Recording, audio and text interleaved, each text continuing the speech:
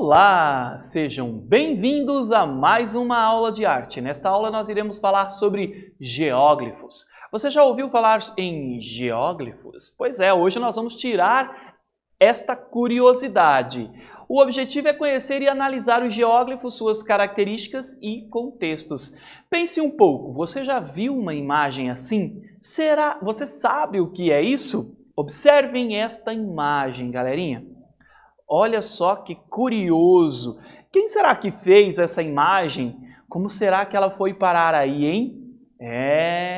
O mundo é cheio de mistérios e essas imagens eu tenho certeza que você já viu em algum lugar, em algum filme ou em alguma série.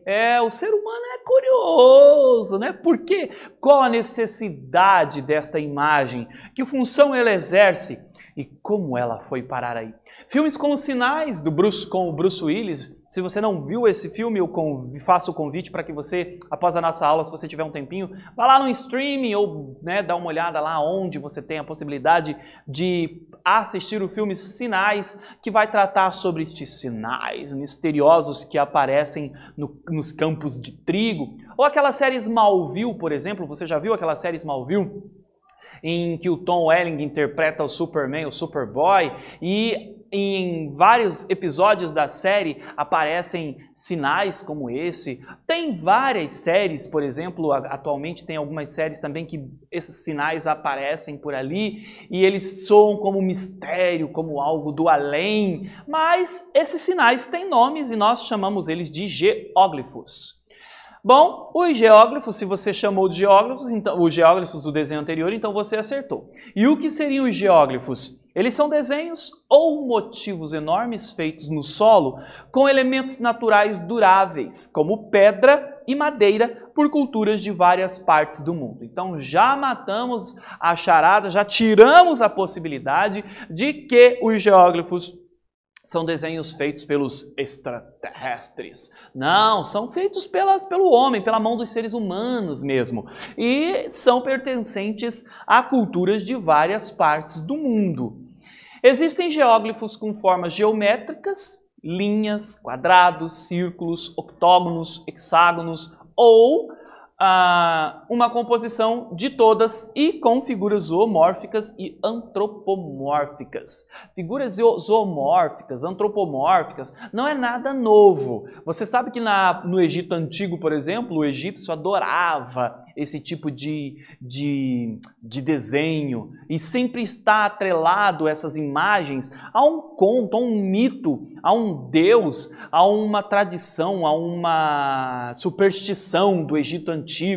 Você já estudou o Egito Antigo? É lindo estudar a história do Egito Antigo, as mitologias, a origem dos deuses. Você vai ver que essa ideia de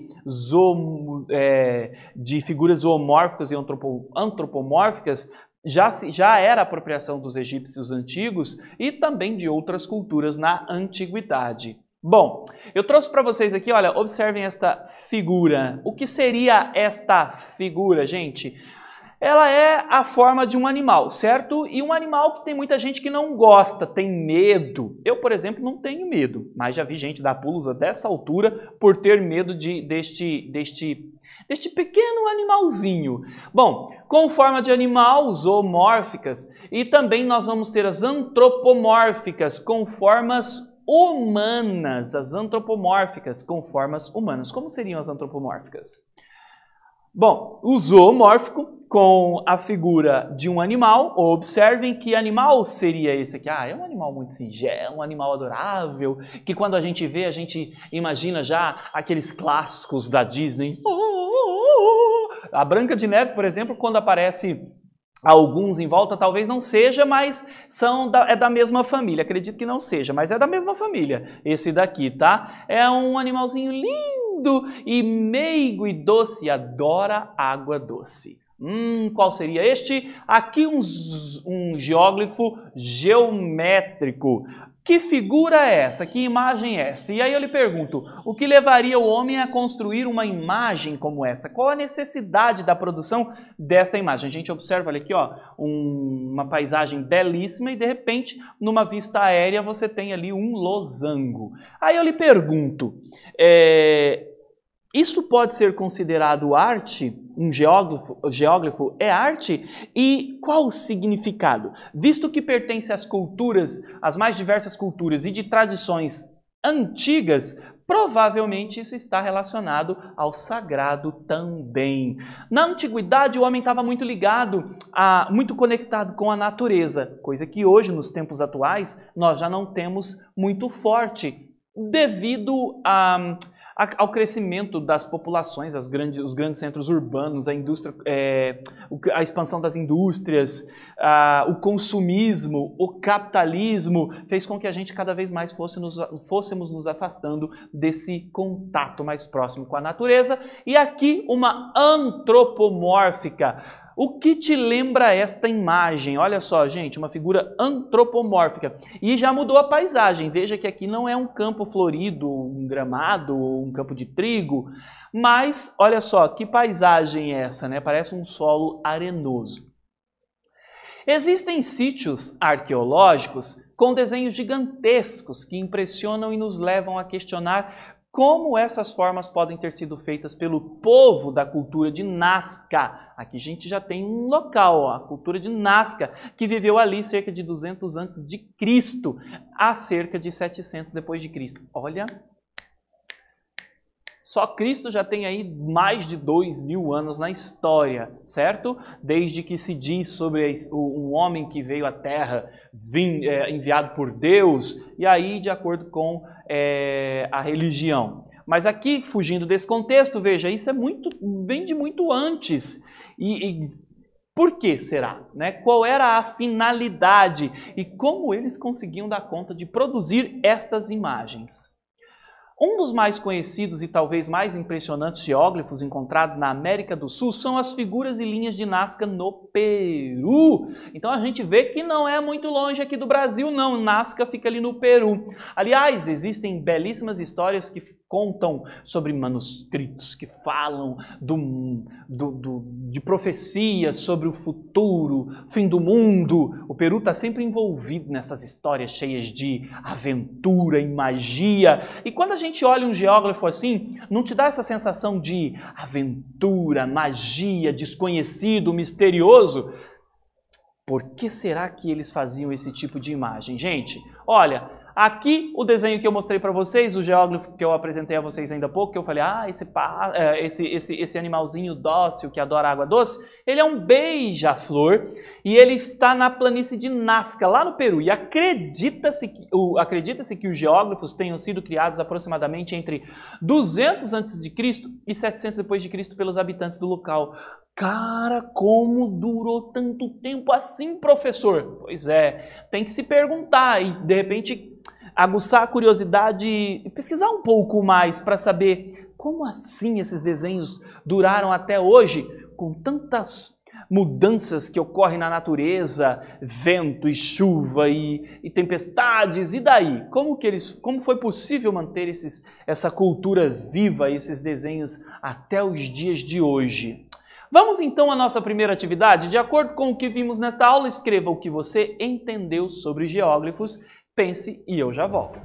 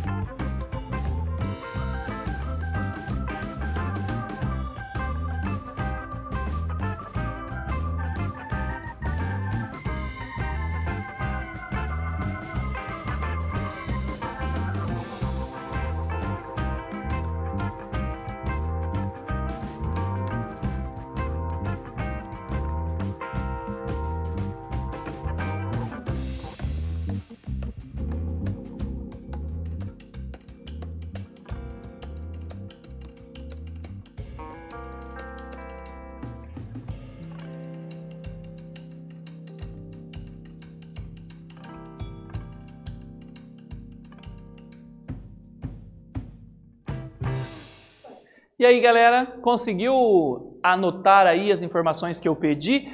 O que você entendeu sobre geóglifos? Bom, como sugestão de resposta, geóglifos são desenhos ou motivos enormes feitos no solo com elementos naturais duráveis.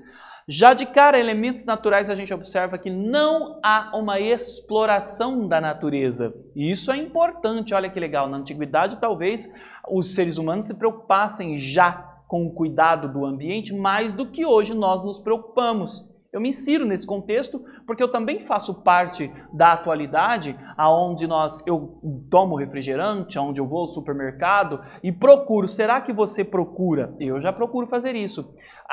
Prejudicar menos, cada vez menos, e contribuir cada vez mais com a melhoria, com a preservação da nossa espécie, do meio ambiente. E quando a gente lê aqui, ó, elementos naturais duráveis, significa que não havia exploração do meio ambiente. A arte era criada a partir dos próprios elementos naturais, como pedra e madeira, por culturas de várias partes do mundo. Eu faço o convite para que você, após a nossa aula, se interesse mais por esse assunto e busque na internet, aí na sua casa, o porquê e como e por que é possível durar tanto. Esses elementos não têm desgaste com o tempo? Ou como se preserva? Será que alguém cuida disso? Em nossa época, é bem fácil ver o mundo de cima. Porém, como um povo que viveu em época tão remota conseguiu planejar e apreciar suas obras? Aí vem a curiosidade. Se é um desenho que de cara a gente olha e fala, a apreciação deste trabalho é possível só numa vista aérea, realmente. Quando a gente olha, tem uma vista aérea dos geóglifos, a gente tem, o olhar é diferente. E a curiosidade que se levanta, que se aguça, é diferente. E aí, por isso, vem a pergunta, por que se desenhava estes geóglifos? Qual era o intuito, a intenção, com qual finalidade? Será que era para apreciação ou tinha uma função específica como, por exemplo, o sagrado? Porque na antiguidade, as pessoas estavam muito ligadas ao sagrado. A natureza tinha um peso bem maior do que a princípio parece ter hoje, na atualidade. Na antiguidade, havia uma conexão maior. Há um filme que fala sobre, que eu gosto de citar, que é o Avatar, que vai levantar questões sobre nós somos parte da natureza, tudo está ligado. Filmes como esse me fazem ver o mundo aonde nós estamos inseridos de maneira diferente. Embora lá, Avatar é em um outro planeta. Isso continua sendo um mistério, mas já sabemos que são obras incríveis com desenhos abstratos ou figurativos. Olha que legal. A gente pode viver uma história inteira, uma vida inteira, e as gerações futuras também, mas nunca conseguirão entender por quê.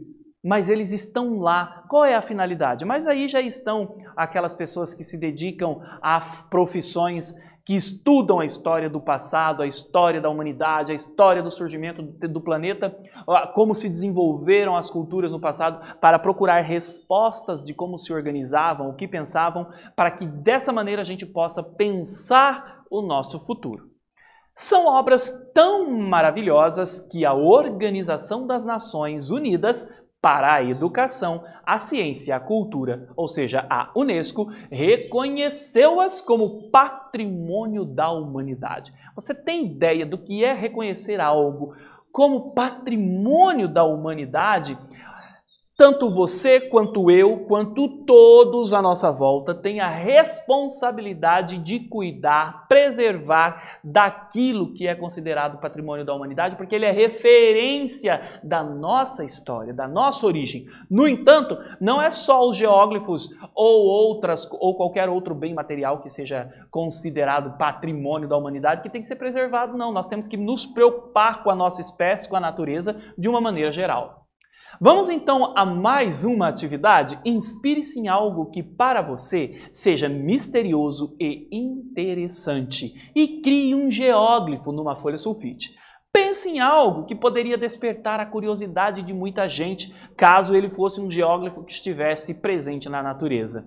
Imagine que você agora é um desses cidadãos, dessas pessoas que viveram lá na antiguidade, em 270 a.C., e de repente vai construir um desenho deste. Naquela época nem se tinha esse nome geógrafo, foi atribuído aí recentemente este nome.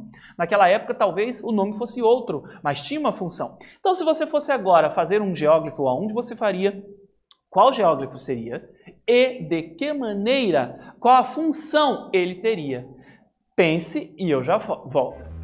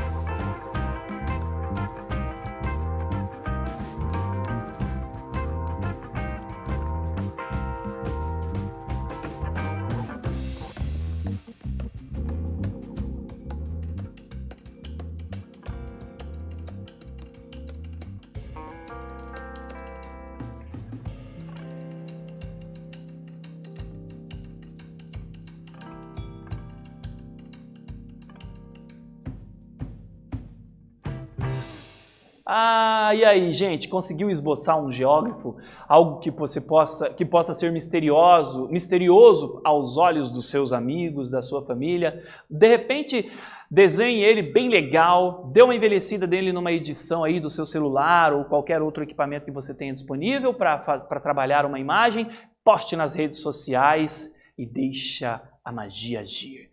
Porque se tem uma coisa que o ser humano gosta é de mistério. A gente gosta de estar envolto em mistério. A gente gosta de querer entender as coisas. E quanto mais misterioso, mais fascinante fica pra gente. Mais interessante e desafiador fica para nós. Que legal! Não é legal isso que nós temos dentro de nós de sermos curiosos? A curiosidade leva o homem à evolução, mas nós temos que tomar cuidado, porque determinado nível de curiosidade também pode levar o homem à destruição. Legal, né? Nessa aula nós conhecemos e analisamos o geóglifo, suas características e contextos. Eu realmente espero que você tenha gostado e até breve.